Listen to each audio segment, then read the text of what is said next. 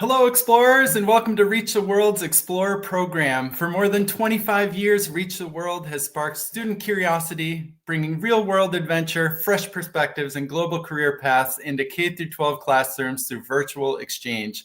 My name is Tim, and today we continue one of our most thrilling adventures to date with veterinary surgeon Dr. Johan Marais and his team at Saving the Survivors in South Africa. On our first live video call with Dr. Marais, we learned about his childhood, his early experiences with wildlife in Namibia and South Africa, and how he came to start Saving the Survivors. After that, he ran off to give an elephant an x-ray, as veterinarians do, and you have read a little bit about that in some of his most recent Reach the World articles. And now today, he's joining us again live from South Africa to introduce us to one of his very, very special neighbors. If you are new to this virtual exchange, please be sure to check out the links in the chat on the right-hand side of your screen. They'll take you to Reach the World's homepage for our Saving the Survivors program, where you can find all Dr. Marais' articles to date, his upcoming articles, and recordings from the past live stream events. Very special thanks to the Infinite Safari Foundation for making this program cost-free for all participating classrooms. Thank you.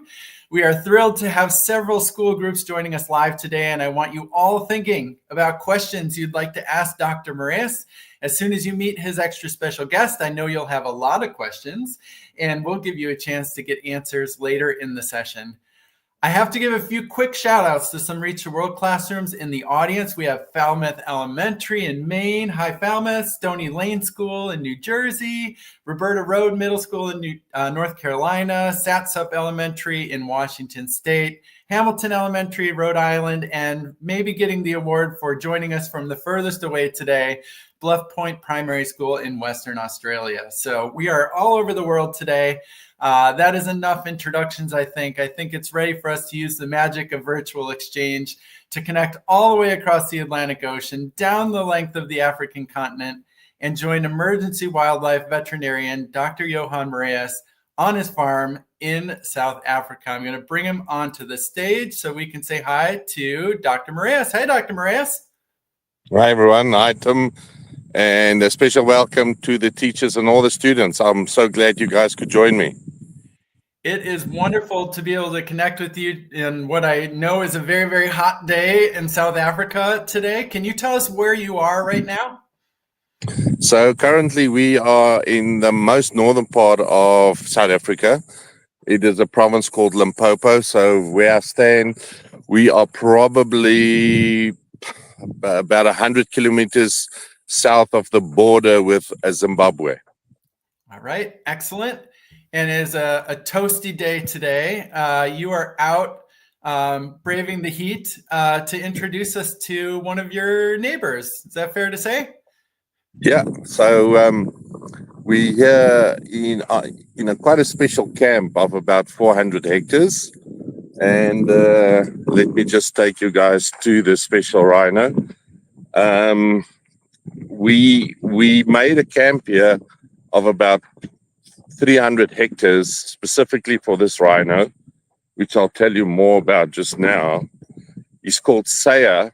It's short for Seha, which means, I think you guys can see him behind me, which means have mercy on us. Let me just swing my phone for you guys and you can see him properly. Tim, let me know if you guys can see him. We can see great, Dr. Marais. It's a great view. Thank you. Right, so, and there in the background you can see, some of his companions, which is cows and calves. So Seha has a very special story. He was unfortunately poached on a farm quite about probably 400 or 500 kilometers from here in 2016. And at that time, there were several rhino which they poached like him. The normal would be at that stage is to shoot the rhino and try and kill him, and then just hack off the horn where the horn meets the skin. Unfortunately, with him, they removed much more than that. and you can still see the remains of that wound even several years after the poaching incident.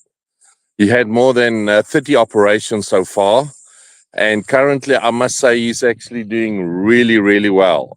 He's already sired a calf.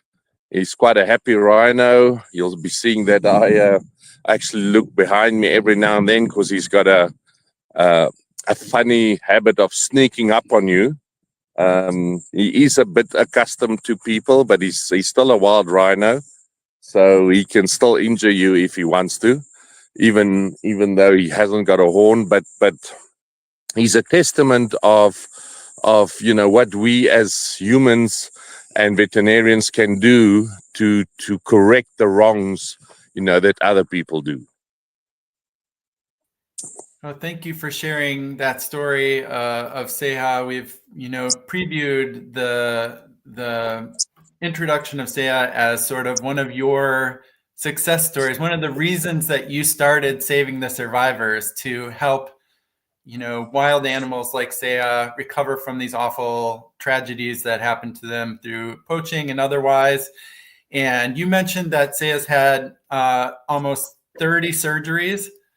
That's correct. I see him creeping up on you. Yeah, he's sneaking up on me. Sorry. I just had to get out of the way there. Are those surgeries that you performed? Can you tell us a little bit about this is a practice that you've really largely developed of performing, important surgeries to help save wildlife that have been victims of poaching. Have you performed the 30 surgeries that you mentioned?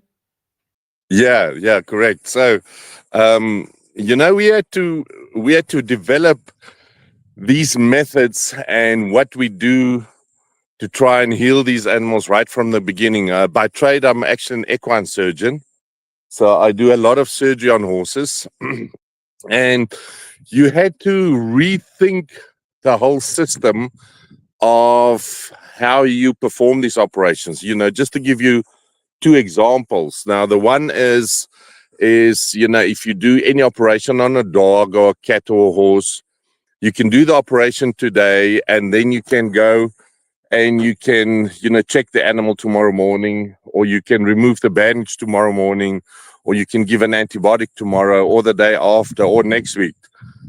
With these wild animals, that's not possible, right? So you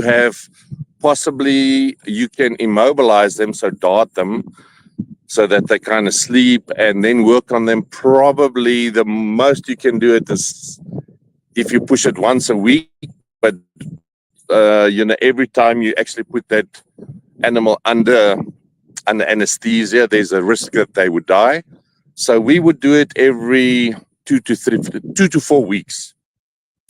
So the way we treat these animals, you had to rethink it, because if you bandage them, the bandage will have to stay on for 2 to 4 weeks, which is obviously quite a challenge, because these animals are not kept in stables or in cages. They, as you can see, they roam freely in the wild. So you had to make your bandage really strong to last 2 to 4 weeks. That's point one. Point two is these are really large animals, so the stuff you use on them must be really strong.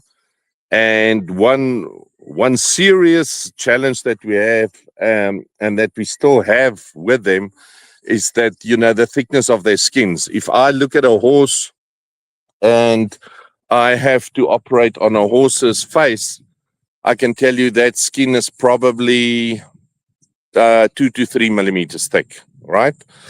At least less than half a centimeter. If we go to these guys, their skin on their face is 3 centimeters thick. So that's extremely thick, and it's very dense. So that makes it very challenging to, for instance, put sutures in the skin. And we worked with people in the UK to develop a very certain special kind of needle to be able to penetrate the skin. But even then, it is still a challenge. So we had to overcome a lot of those kind of challenges in treating these animals, in casting them, in treating gunshot wounds, in suturing them. One challenge was, for instance, what kind of material do you put on them that will be fine in the wild as they walk here? Bandages per se are really a bit flabby, and they're not strong enough, especially if they walk. I mean, you guys can see here, for instance, a thorn tree. So if I suture something on top of him and he walks past a thorn tree, then a normal bandage, made of crepe or cotton wool will certainly come off. So eventually we decided that we will use skin, but leather. So we would go to a taxidermy of animals that have died naturally. And, that skin have been tanned. So it's really thick, it's lightweight, but it's pliable, but it's very strong. It's really like leather. And I would use that as a bandage to actually bandage them, or, to suture them and to cover the wound. All right, very interesting. I want to give some of our students who are on the call with us today a chance to ask you their questions. We've had a chance to meet Seha, learn a little bit about Seha's story, certainly hear about your work and amazing efforts to help rehabilitate Seha and other animals. So I'm going to bring on one of our classrooms. I'm going to start with Stony Lane. Stony Lane, you all look like you're all ready to go. Hello, greetings. You are joining us today from New Jersey, and I hope that a brave student in the audience has a question that they would like to step up to the camera and ask Dr. Marais. I'll turn it over to you. Thank you. Okay, go ahead. So we learned a little bit. We've been studying about rhinos, and here's your question. Why do they rely on their sense of smell? Okay, good question. They rely heavily on their sense of smell. From past research, it seems like black and white rhino cannot really see that well.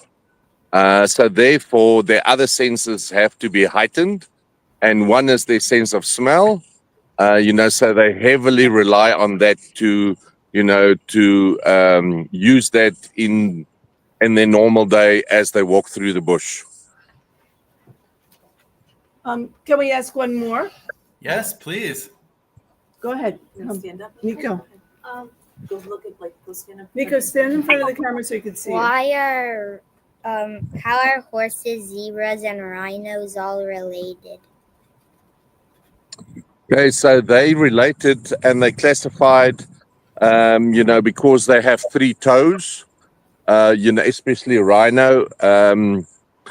And we previously thought that rhinos and horses and zebra are very alike. And I think that comes from a research that was done quite a number of years ago, where they looked at the gastrointestinal system of a rhino compared to a horse. And if you look at that, that's probably 80% the same. However, we've done quite a lot of research over the last 10 years, and I can tell you that zebra and horses are very much alike. There's small differences, but they're very much the same. But comparing them to a rhino is completely different. So we've realized over the last 10 years that rhinos are unlike any other animal, and they should actually be in their own group almost. Their gastrointestinal system is about 80% the same as a horse. But if you look at everything else on a rhino, let's say the skin, let's say the sinuses in your face, let's look at the bone structure, like their joints and the actual bones they have and the muscles they have, and how they react to antibiotics and painkillers, then rhino are completely different and separate from rhino or zebra. All right, excellent question, Stony Lane. Keep your you. questions in your mind. We'll come back to you in just a minute for a couple more questions. Let's go to Ms. Merrifield's class. I'd like to give you a chance to ask a question or two. So whenever you're ready, please. All right, correct. Okay. Wait, do I just Say your name and your question. Okay. My name is Emma, and my question is, has a rhino ever woken up when it's in surgery? Hi, Emma. Yeah, that's a very good question. So I'll just quickly tell you how it works. So when, let's for instance say I need to, sorry, it's just a tractor and we at the end of our winter season. So there's not much feeding in the bush, like the grass is almost finished and so on. So we actually give them a bit of extra feed now. So let me just quickly tell you how I work it. So if I have to actually work on Seha now or on any one of these rhino, I will use a combination of drugs, very strong drugs, which are highly dangerous to people. All right. To give you an idea, I will give Seha 0.2 milliliters. 0.2 milliliters. That's probably 2 drops. And that will make him sleep.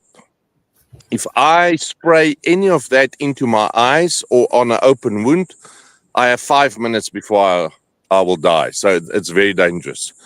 But anyhow, so that In his eyes. I would dart him with that. Okay. And then he will take about anything between 4 and 7 minutes, to go to sleep. But they don't really sleep. They just what we call immobilized, but they can't run away. So we will blindfold them, because their eyes are still open, and we will put earmuffs, so that all sound is dampened. And then I have about 1 hour to work on him. The way I wake him up again is 1 hour. that 1 hour. So the way that I would wake him up again is I use another drug, which I would then give him into a vein in his ear, and he will wake up completely within about, let's say, 2 minutes, right? Now, what I've done before is by mistake, I picked up and it was actually with him, where I picked up the wrong bottle. I didn't look what I was doing, and I pulled up the woke up medicine instead of other medicine, and I gave it to him, and I was still working on his face when suddenly he actually got up and he started chasing me. Luckily, the fence was not too far away, and I could jump onto the fence. But normally it doesn't happen. You have to give the wake up drug, and then they will wake up. Great Thank question, you. Emma. Thank you so Pleasure. much. Do you have another question from Ms. Merrifield's class? Hi, my name is Chris, and my question is, how do you know when animals get poached? How do we know? Sorry, Tim. What was that question? Yes, that's a question. Do you want to repeat your question one more time for Dr. Marais? How do you know when animals get poached? Okay, that's a very good question. So if you don't have warning systems in place, you will not know, and you will only find out after a week or 2 weeks, or when the vultures will actually start circling in the sky, and you will pick up that there's something dead. So all the farms have got warning systems in place, and the 2 warning systems we use are the following. The first is we all have anti-poaching operations in place, which means there are people, and depend 5 people, 10 people, 20 people, it depends how large your farm is, which will patrol the area and the farm day and night. All right. And they will try and make sure that nobody enters the farm that shouldn't be there, first of all, and second of all, they will keep an eye on all the animals, or at least see a specific rhino every day, or at least every second day. Okay. But then we have a very good system in place as well, which we collar them, and it's a collar that goes around their ankle, so just above their foot. and it's an artificial intelligence collar. So what that collar does is at any time of the day or month or year, I can go on the internet and I can see exactly where my rhino is. Okay. Second of all, because it's an AI collar, what it does, it learns the behavior of the rhino. And the moment that his or her behavior changes, so like when he gets shot, or when there's people and he runs away, or he's just suddenly lies very quiet, like when they get shot, that collar actually sends a signal directly to my mobile phone, and it tells me that there's a problem. And then we normally send the APU, the anti-poaching unit, immediately to that place, and they go and look at that rhino. Sometimes it's just that two rhino are fighting, all that movement. The collar says this is not normal. We've had, for instance, when they lie very quietly, when it's a cow, giving birth, and the collar says, this is not normal. You're lying very quiet for very long. And we get there and she's actually having a baby.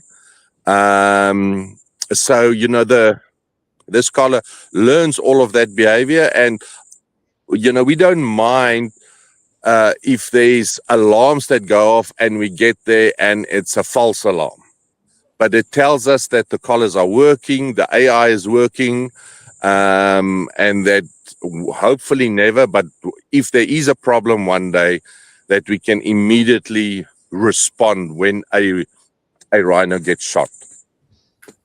Excellent question. Thank you very much, Ms. Merrifield's class. We'll move you backstage just for a minute. We'll bring you back in just a moment for some more questions. Dr. Marais, while you were speaking, some smaller animals ran across the back of your screen, and I'm wondering what other living things you have roaming around you right now. Okay, so we're going to quickly have a look. You'll see that there's little rascals here. We can't get rid of them. They are warthogs, so they love the food that we give Seha. And at the moment, there's probably about 12 around here. And you would see the guy would actually try and move them away, because otherwise, if 12 warthogs, go into that food that we feed him, it's quickly gone. And then he gets nothing. We don't mind them picking up the scraps afterwards.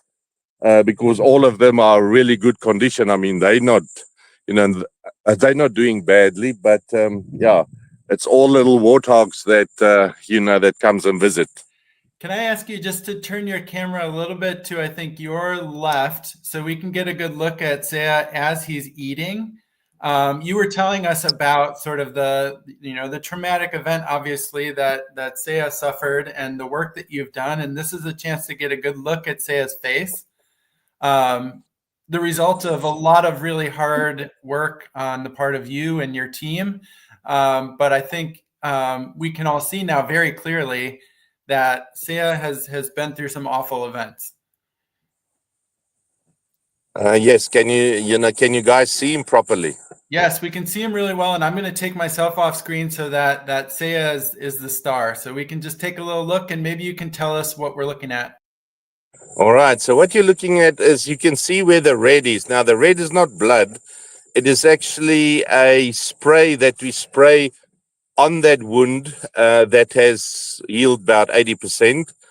It will not heal more than that unless we do major surgery on him and try and cover it. But the problem is that we cannot cover that wound, because we cannot keep something on his face for long enough for it to heal, because of that thickness of his face. But what's happened there is, you guys can see, what you see in the middle there is actually his sinuses. So they've cut his horn right into his sinuses, and they've cut both horns off very much below where it grows from. So that was in 2016. And he will never grow a horn again, because they cut it off below the growth center. It's almost like cutting your nail really into the living tissue and damaging that tissue. So then your nail will also not grow again. But, having said that, I will not show you pictures of how he looked. He looked absolutely awful. What you see now is incredible. He's actually healed so well. He's a happy rhino. He eats well. You can see his condition. He's really fat.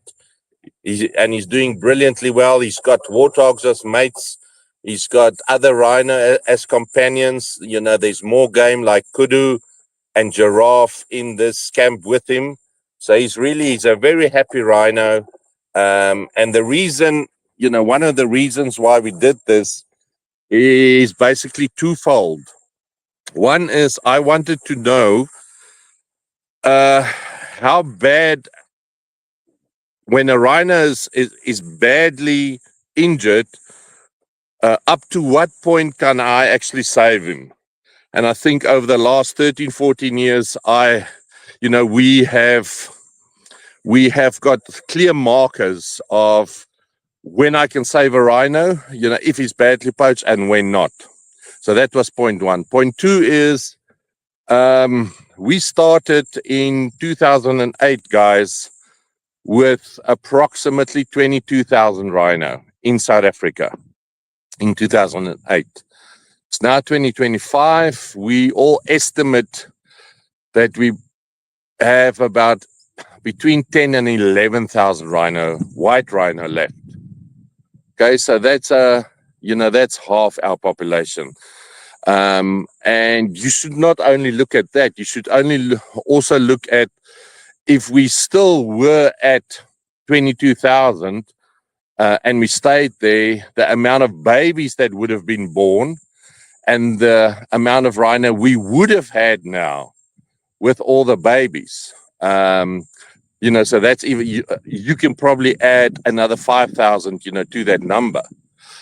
So I think it's really important to try and save these animals. They're not near extinction, but, to lose half of your rhino population from 2008 to now, I think is extremely serious. And the International Rhino Foundation just published their State of the Rhino report, and it says that the only rhino species of all 5 species that are increasing at the moment is black rhino. So all the other rhino are still decreasing due to poaching. So it's really, really important to look after these animals, to save them and to protect them. All right, thank you for all of that. And while we're talking about that, I want to put the URL for Saving the Survivors up on the screen for anyone who's interested in learning more about Saving the Survivors work. It's not just rhinos, it's all sorts of animals and wildlife throughout Africa. And you can go to the Saving the Survivors website and learn a lot more about Dr. Marais' work and his team's work, not only preventing or anticipating and preventing poaching incidents, but also responding in the way he just described. So we have time for some more student questions. And I want to bring Stony Lane back on to the screen. I think we may have some more questions. And Wow. Nico, can you ask, this is a question for, I know that you just said that we should go to the website, which we have gone to, but, where's the other question? Oh, I'm sorry, here it is.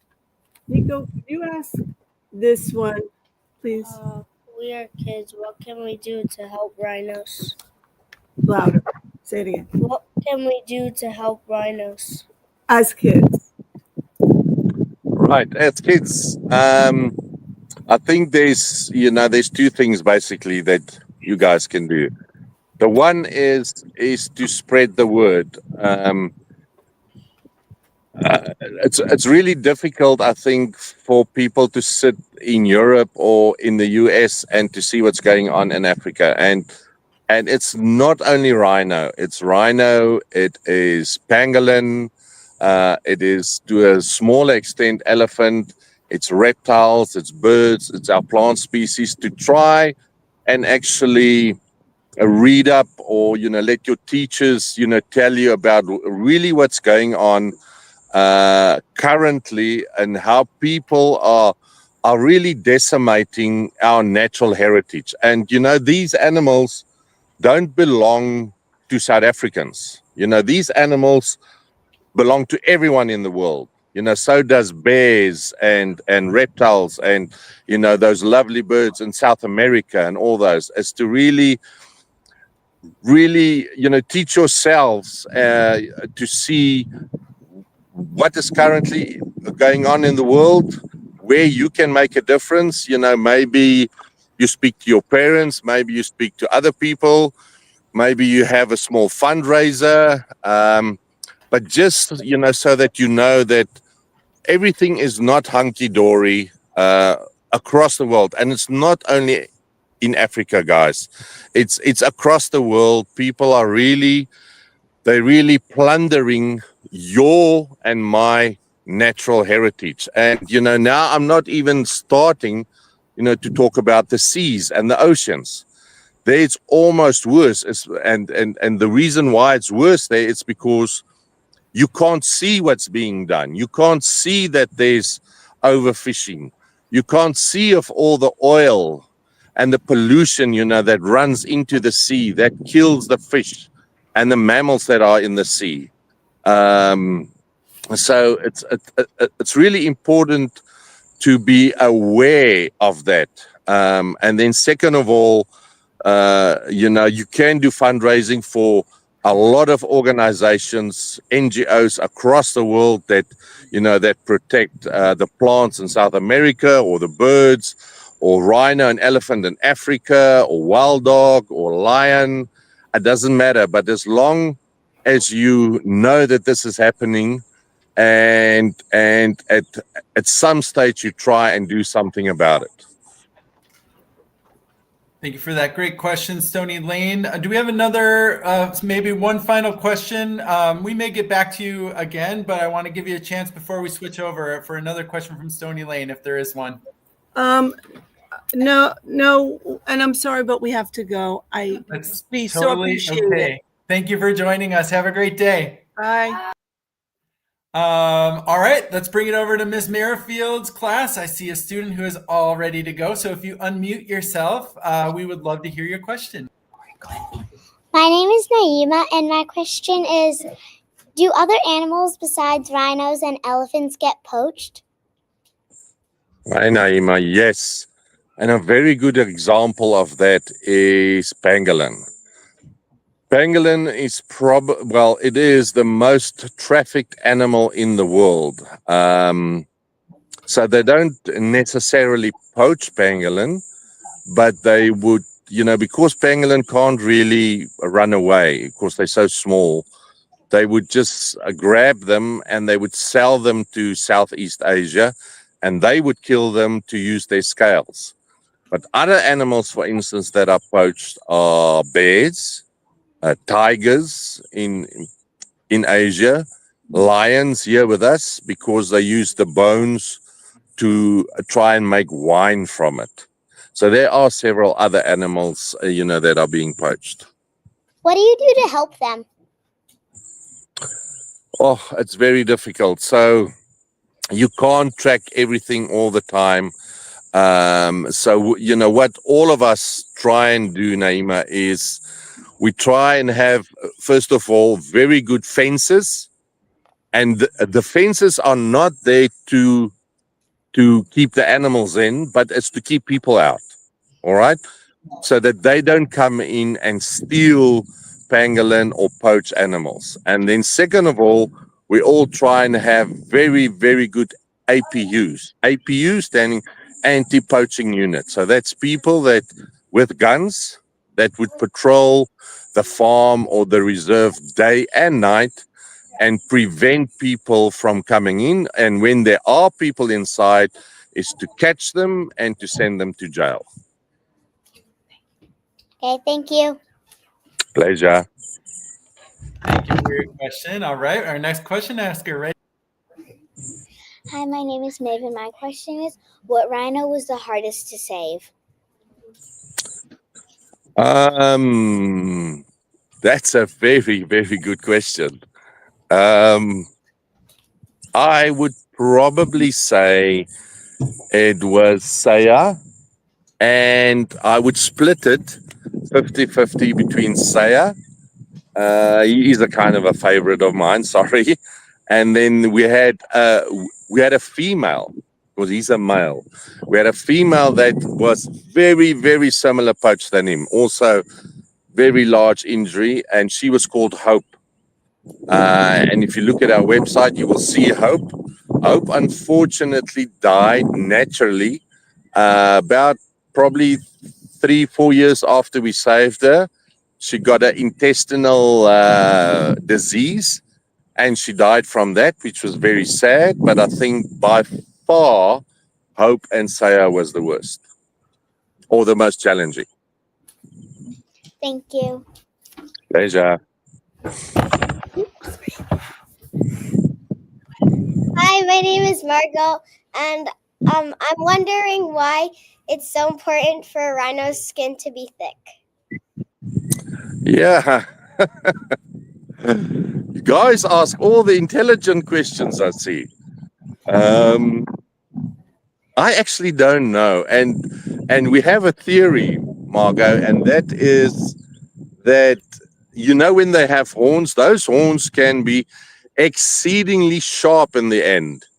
And I think if their skin is not that tough and that thick, that when they fight with each other, that horn, because that horn can become very long, that horn can be an easy 60-70 centimeters long and very sharp at the point, can easily. Thank you for being patient. He froze for just a minute. I think he'll come back. For being patient. Take a pump. He was right in the middle of your answer too. Let's give him a chance to reconnect. It's actually kind of amazing that Dr. Marais can be so far away from us and have such a great connection like we're having. So we'll give him a minute to come back. He may just have had a little blip with his connection. But what a wonderful question, and we will return to it as soon as he gets back, okay? Okay. Excellent. In the meantime, why don't we talk about how amazing it was to see Seha so close up? Did anybody in Miss Merrifield's class, did you see something that you found kind of interesting about that really interesting close-up of Seha that we saw? Chris, what was interesting to you, hon? How it kind of, how the area where her horns were posted kind of looked like an 8. Oh, the shape of it. It did. Yeah. Do you have a theory why it looks like an 8? Dr. Marais mentioned 2 horns. Yes, exactly. That's something I didn't know about rhinos necessarily, that they had, this particular species has 2 horns. Very interesting. What else? Anything else? Bennett, what did you find interesting? What? Oh, we're not asking questions. What did you find interesting? Oh. We'll come back to you. Naima? I noticed that there was like a red spot above the horns that wasn't like Oh, it appeared there was a red spot higher up it too? was like kind of like a pinkish. It was like here. Okay. Yeah, very, very interesting. I think you're right. And I can't wait to go back and look at the picture again on the recording of this live stream to take a closer look at that red spot and see if I see it too. Did you notice that that Dr. Marais was able to get really close to Seha when Seha was eating? Yeah. But when Seha wasn't eating, what was he doing? Yeah, he was like looking over his shoulder and making sure that he was maintaining a safe distance, because Seha and the other rhinos in the background for him today are wild animals. They one of my questions, and I hope he's able to come back, that I would like to ask is whether or not Seha remembers him for all the nice things that he's done to help Seha heal and live a happy life. Like, whether or not a rhinoceros and a human, a wonderful human like Dr. Marais, can be friends, like whether they recognize each other. Dr. Marais certainly recognizes Seha, right? Yeah. But I wonder if it's the other way around. Anybody think that Seha recognizes Dr. Marais when he's out Raise your hand nearby if you think so. Yeah. as like Pretty a unanimous. friendly human, someone who helped him? I think it's possible, but we'll only know for sure when Dr. Marais comes back. And my guess is that something on his end happened to interrupt the live stream, which is totally fine. We got a chance to ask him a lot of questions today. And before we go, I just want to say hi to some of the other people who are joining today. We've got friends joining from Germany, from the UK, from Australia, certainly the United States, other students around the United States. So thank you all for being here. I'm going to wait maybe like another minute or two to see if Dr. Marais can restore his connection. But if he can't, that's okay. We got a chance to meet Seha today. We got a chance to ask him a bunch of our questions. And it was a pretty great event. I can't answer any of the questions for Dr. Marais that you have. He's really our expert and the one we want to ask. So we'll just wait another minute or so. Tim, can I jump in while we're waiting? Yes, please. Anyone on the Merrifield team hear something today that you found interesting, that you didn't know before, that you're like, whoa, that was really cool to be able to hear that? Haley, what did you hear, friend? I heard that in 2008 there was 22,000 rhinos, and now that it's 2025, it's dropped to 10,000. Yeah, isn't that amazingly sad? Is it a good thing that he's doing this project, Save the Survivors? Yes. Imagine where this population would be without that. It would be like, Yeah, and one of you someday, right, you're in 4th grade, one of you someday may say, you know what, I'd love to work with animals in the wild as well. You never know. What did you find fascinating? how the warthogs eat rhino food. You wouldn't have thought that, would you? No. Yeah. Chris, what did you find fascinating? That he kind of said when they were showing Seha, yep, you got it. Seha eating, that it kind of sounded like he was saying that the warthogs and the rhinos got along. Yeah, it kind of made it seem that way, didn't it? Anyone else that we have not heard your voice box vibrate? Let's go over here to Ronan. What amazed you? That rhino skin is 3 centimeters thick. That's really thick. That is very thick. Like hold up your fingers for about 3 centimeters. Whoa. That's a very, very thick skin. And we heard a little bit about why Dr. Marais thinks it's that thick, but I'm not sure we know for sure. Maybe it's to help it. And we'll take just one more. Somebody else that heard something that you were like, whoa. Go ahead. Emma. Poachers like take the growing spot out of the horn, like Yeah, where they did the cut, yeah. and so it can't come back. Yeah. Yeah, sad, wasn't it? Yeah, that was a great observation. Miss Merrifield's class, you all are great. Thank you so much for sharing what you learned and what you found interesting today. I'm going to put up the link to the Reach the World page where you can see all of Dr. Marais' articles. And I know Dr. Marais is trying as hard as he can to get back online, and sometimes it's possible, sometimes it's not.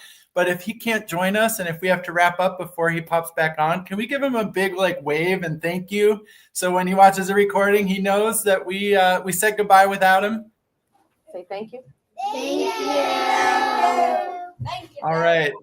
Yeah, this was so much fun. It was great to be with you all today. Miss Merrifield's class, I'll move you to the backstage. Thank you so much for joining today.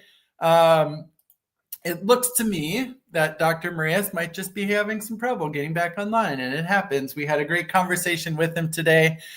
So we'll wrap it up here. We are going to have more chances to talk with Dr. Marais, which is very exciting for me. So if today's event just sort of got the juices flowing in terms of questions you have about his work and about rhinoceroses and the other wild animals that he cares for throughout Africa. That's great. That's exactly where we want to be. You'll have a chance to ask them again. I hope you all go home today and tell your parents that you met an incredible rhinoceros at school and see what they say about that. You can even say you met some warthogs. Thank you to Dr. Marais and Seha for joining us and sharing your stories. This has been wonderful. Thank you again to the Infinite Safari Foundation for their support of this program. And last but certainly not least, keep checking the Saving the Survivor's Journey homepage for more articles. We have more to go. We're going to talk more about Dr. Marais and his efforts to protect these wonderful animals throughout Africa through Saving the Survivors. It's an incredible organization, and we can learn a lot more about them by visiting their webpage and just following him on this journey. So until next time, students, keep exploring. Thank you all for going on this Reach the World journey with us, and I will say goodbye for now. Have a great day. Thank you very much. Bye-bye.